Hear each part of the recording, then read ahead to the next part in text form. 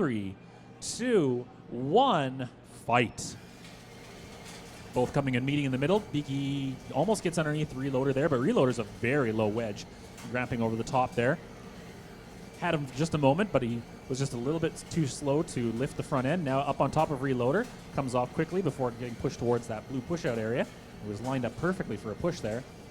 Reloader, not a particularly fast bot, but it has quite a capable pusher. Got lots of traction with those belts on there. Hard to get it really stuck off the ground. You can see here a good push on Beaky heading towards the red push-out area. Both side to side under Beaky now towards the center. He'll take either side, blue or red, doesn't matter. He just wants to get that push-out. Whereas Beaky's hoping that by using that lifting, he can get his opponent's wheels off the ground, so he's out of control. Reloader getting Beaky very close to the red push-out area there. But Ethan not going to stand by idly and wait for your push-out. He's very quick to respond and get out of the way. Reloader getting him again and again, getting underneath him, pushing him slowly but surely towards that red push-out area. But Ethan always responding in turn, getting out of the way as soon as possible. Now both of them in the center there, trying to get an advantage into the other. Reloader again and again getting underneath the wedge Beaky or the sides. Really easy to get him from behind or the sides, but the front, getting it underneath those wedges is quite an accomplishment there for Reloader. Beaky's hoping to get some purchase on some side of him, but Matthew doing a good job of turning Reloader always to keep the low wedge in front so that he can't get to the more exposed sides where he's easier to lift.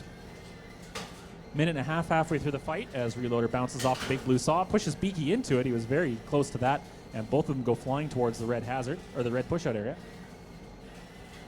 Beaky getting in a bad position here as Reloader nearly manages to push him into it. Beaky, you have to chase him, not the other way around, as they're dancing around the blue saw, and as Reloader gets pinged there, he's taking Beaky very close to the push-out area, tries to get a push on him, but has turned to face him properly. He doesn't want to go out himself. Beaky backing towards the blue hazard, which almost puts Reloader out the red side. This is very close. Lots of opportunities here for both bots to go out. Just under a minute remaining. I'm sure we're going to get a push out within the last minute here, but I have no idea who's going to manage it as they keep trading side for side here. Who gets under who? Reloader pushing Beaky into the blue saw, bouncing back off. Once again, directing him to that now towards the blue push-out area. 35 seconds. Beaky, what are you doing? Don't just drive straight out the side as Reloader tries to line up that push there, but really trying to be careful not to go out himself as Beaky tries to get under one more time. He's on top of Reloader. He's by the blue line, but not quite. Manages to get out of the way.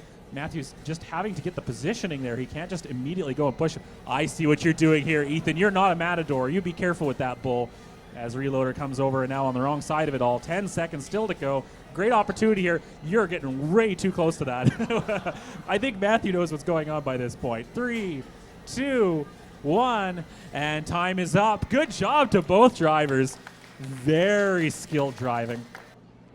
But it's unanimous. The win goes to Matthew with Reloader. Good job, Matthew.